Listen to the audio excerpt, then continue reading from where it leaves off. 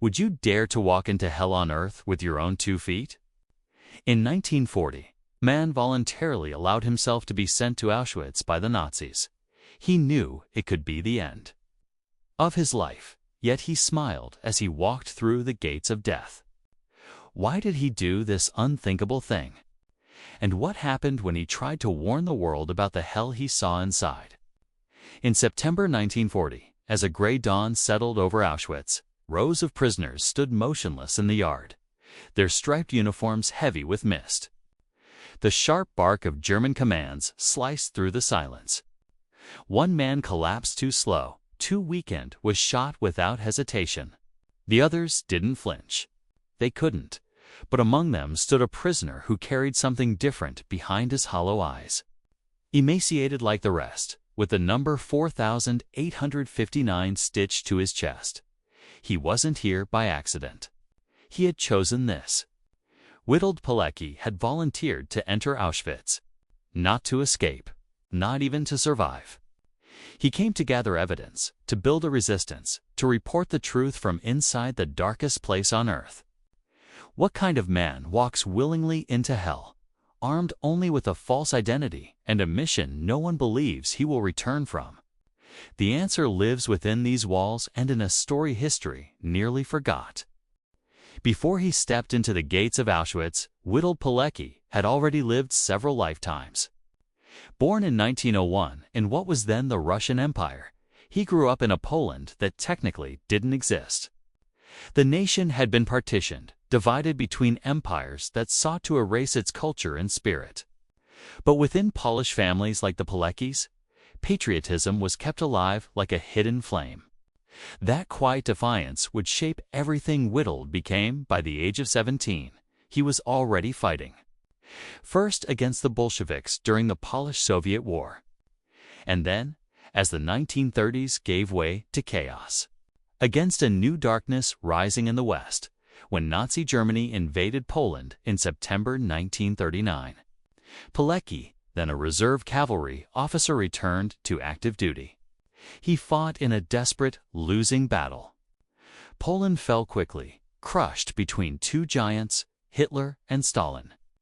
But the defeat only hardened his resolve as the Polish state was dismantled. He helped found the Tajna Armia Polskotha, secret Polish army, one of Europe's first underground resistance groups.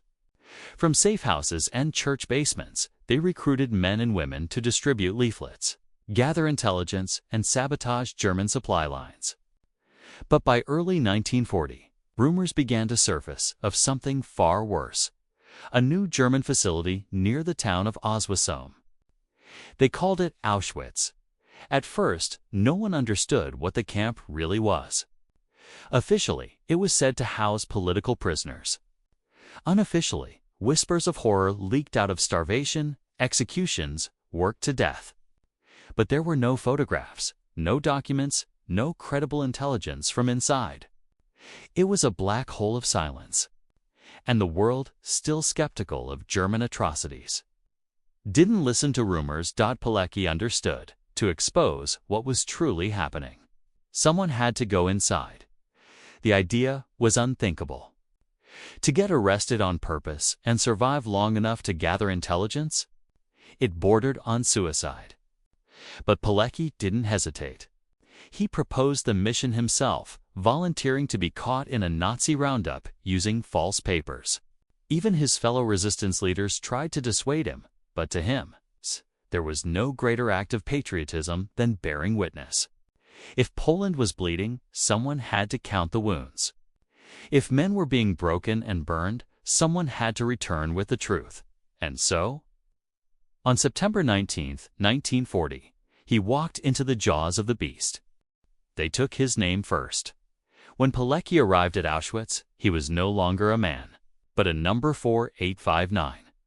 His forged identity, Tomasz Serafisky, meant little now. His head was shaved. His civilian clothes stripped. He was issued rags and a bowl and thrust into the camp like dust tossed into a furnace. Auschwitz was a machine built not only to kill, but to erase.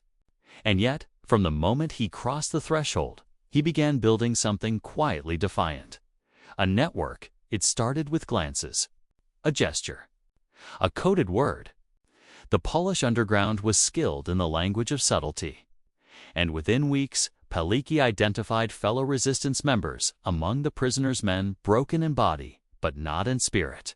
Together, they began to whisper, to share, to watch. And slowly, the organization of military union was born, an underground resistance unit inside Auschwitz itself. The idea was impossible, and yet it worked. By winter 1940, Pilecki's network included hundreds of prisoners. They tracked SS officers, mapped barracks, cataloged murders. He trained messengers to memorize intelligence, risking beatings, frostbite, or worse. He organized secret prayer groups, food sharing, and a fragile morale that held desperate men together. In the very heart of death, he planted the seeds of resistance, and all the while, he waited for a way to communicate with the outside. By 1941, that opportunity came. A smuggled note. A released prisoner. Bits of information leaking out into the world beyond the barbed wire. Pilecki's reports reached the Polish resistance in Warsaw, and through them, the Allied governments in London. His messages were staggering: torture, executions, medical experiments, systematic extermination. Auschwitz, he wrote, is a place built to destroy not only life, but the idea of man. But the world remained skeptical. The scale was too monstrous to believe, and inside the camp, the danger multiplied. The SS was growing suspicious. Random searches increased. Prisoners vanished overnight. Pilecki's network tightened. But still, he pressed forward. He sent more reports. Organized minor sabotage. Risked exposure daily. The choice was always the same: act or disappear. And yet for almost 2 years he survived barely. By 1942, he knew the mission had reached its limit. The Allies had the reports. But Auschwitz was expanding. More trains, more gas, more death, and so Pilecki made the most radical decision of all: he would escape. In April 1943, after 2.5 years inside Auschwitz, Witold Pilecki enacted a plan that seemed as impossible as his entry. Escape. By now, the camp had grown monstrous. Barracks overflowed. Crematoria belched smoke day and night. Entire transports arrived only to vanish within hours. And still, the world did not act. Pilecki knew his reports were reaching London, but he also knew they were being buried under disbelief, bureaucracy, and politics. Auschwitz was too horrific to be real, and so it was easier to look away. He had done everything he could from within. Now, he had to get out and shout louder. Pilecki coordinated with 2 trusted prisoners, carefully mapping the guards' rotations, the blind spots between watchtowers, and the timing of roll calls. On a rainy night in late April, they slipped into a bakery warehouse near the camp's edge, cut through the lock, and ran. Behind them, Auschwitz buzzed with alarms. Dogs howled. Spotlights swept the fields. But by dawn, the 3 men were gone, hiding in nearby woods, sustained by stolen bread and sheer willpower. They reached Warsaw 2 weeks later. Pilecki immediately presented his full report to the Polish underground and, through diplomatic channels, to the British.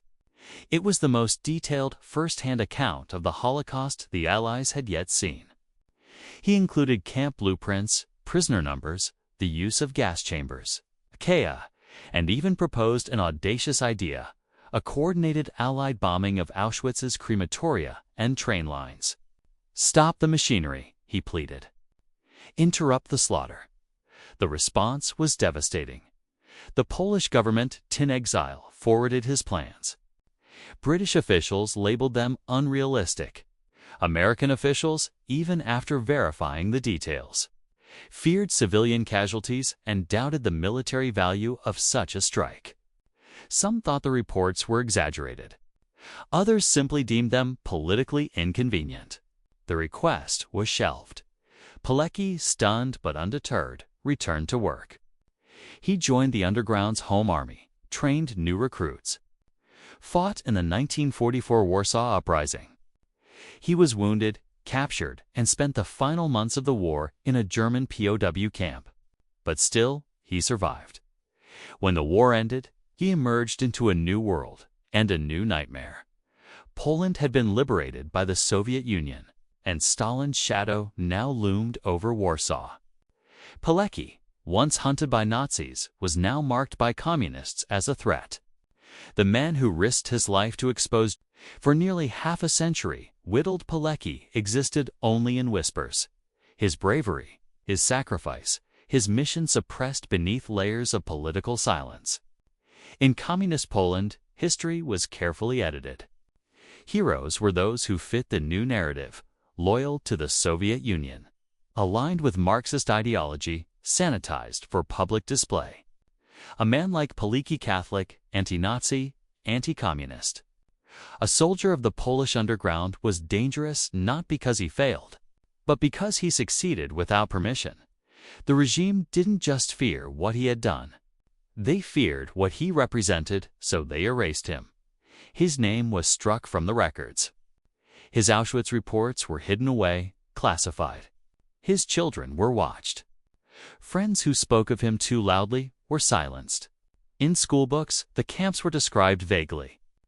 Resistance within them, myth mentioned, et al. Was generalized, anonymized. The story of one man who volunteered to enter Auschwitz was simply too powerful, too uncompromising, too inconvenient for a system built on obedience. But it wasn't just Poland. Even in the West, Pilecki's name struggled to surface. His reports had been dismissed in real time, overshadowed by broader strategies, and eventually forgotten in the flood of post-war reconstruction. The Allies, eager to move on, rarely revisited the missed opportunities his intelligence represented. His proposal to bomb the railways to Auschwitz was never seriously reconsidered. His warnings lost in the bureaucracy of disbelief. And so, while the world honored figures like Schindler and Wallenberg, Pilecki remained in the shadows. There were no memorials, no movies, no chapters in history textbooks, just a number 4,859, and a silence that lasted for decades. Only after the fall of communism in 1989 did the truth begin to resurface. Files were declassified. Survivors began to speak. Journalists uncovered fragments of the buried reports. And suddenly, a forgotten name began to take shape.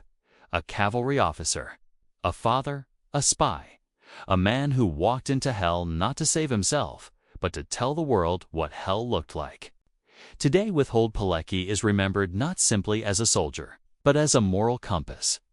His reports from Auschwitz now stand among the earliest and most comprehensive eyewitness accounts of the Holocaust.